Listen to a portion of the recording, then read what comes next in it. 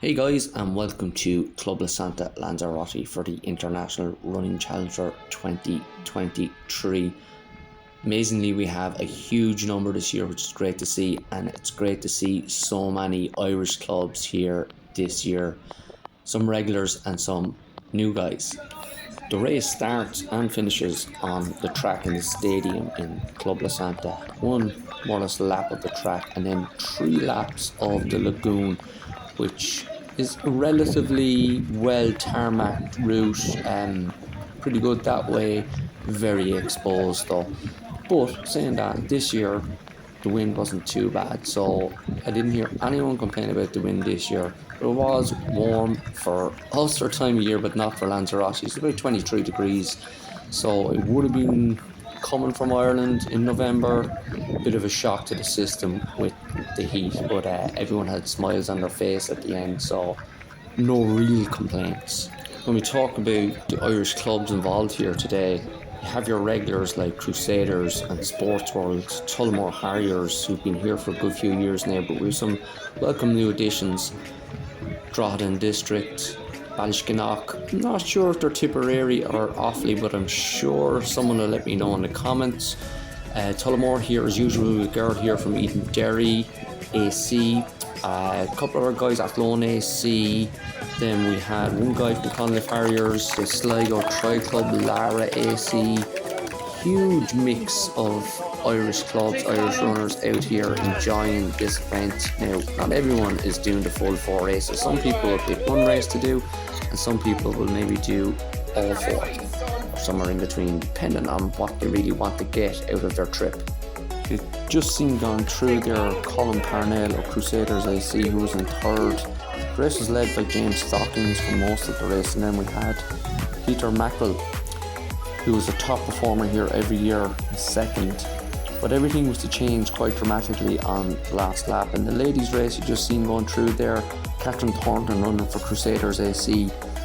She's the overall winner from last year, and she was followed by Sarah Flanagan running for Tullamore Harriers. And then we had a posse of girls in close attention.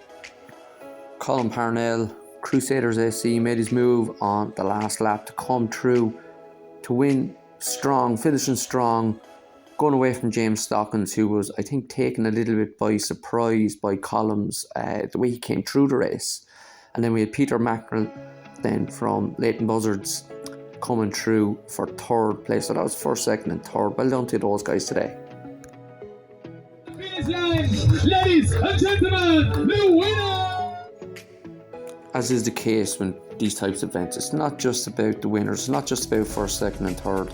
There's great battles all the way down through the field. So you have all your age categories from under 20 all the way up in both men's and ladies. And then you also have a great team event, which is really interesting. You have 4 people on a team, and it's all done on time, not position, time. So if you're 20 seconds ahead of someone today, they could make it up tomorrow on the ridge run. So it makes it really interesting, not only for the runners, but for the spectators as well. Unlike the men's race, the women's race didn't have a twist to the tail in the last lap. As Catherine Thornton had started to put her mark on the race on the 2nd lap, she continued to do so on the 3rd lap and pulled away to win very convincingly. She ended up over 30 seconds ahead of Sarah Flanagan in 2nd place, but 3rd place was a real battle between Crystal Dorsal, Shona Keane and Helen Perry.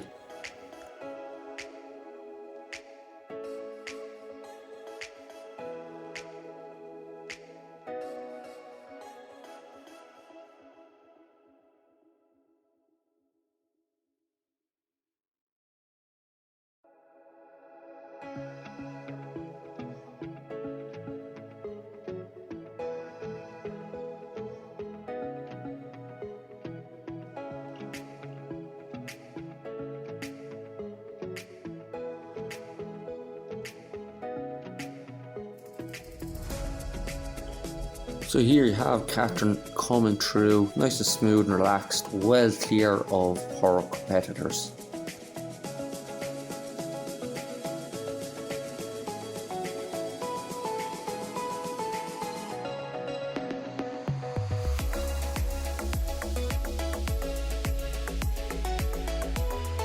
Mind that, Catherine. Oh, tough. But good. Yeah. You're on form for this year. Looking good so far. Yeah, take it race by race. Take it race by race. Yeah. Well done. Here's Sarah Flanagan from Tullamore Harriers coming through strong enough in second. Had a reasonable gap on the chasing girls. Still a reasonable gap between herself and Catherine. Not an unsurmountable gap, it has to be said. Next then we had the three ladies battling it out for third place. So Shauna Keane edging Helen Perry here, but that wasn't the case on the finish line as Helen took second, with Crystal Dorsal taking fifth. Catherine taking the win. The winner of the female category, crossing now the finish line. I'm showing you the top four here in the men's because Colm is only running the 10k. That means he's not in the full event, not doing all four races. So in reality, James Stockings is actually leading the event with Peter Mackerel in second and Rob Elmore in third. So it's going to be an interesting battle between these three guys because Peter and Rob are old hands here in Club La Santa, so know the challenge inside out. I'm not so sure about James's knowledge of the event, but it's going to be very interesting to see how the whole thing pans out. So in the ladies then we have last year's winner, the defending champion Catherine Thornton from Crusaders, with a little bit of a lead there. 36 seconds. Yeah, it's a good lead, but it's not game over yet. Sarah Flanagan is familiar with the event as well, has done well here before, so I'm sure she'd give her a good challenge. Helen Perry then, see, this is the thing, you can't judge it off the 10k. There's a long way to go. The Ridge Run is a 12k trail race, and we had the half marathon on the last day, so everything can change quite dramatically from the first race to the last race, but it is a good lead after the 10k. There's still all to play for. Down the field then, Shauna Keane in fourth and Crystal Dorsal in fifth. Crystal is a multiple winner of this event, and Shauna has always done very well every time she's been here, so all to play for.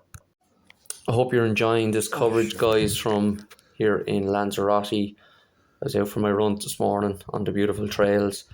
If you are appreciating it and you want to see more of it, you want to keep me at this, like, share, and most importantly, subscribe. Thanks, guys.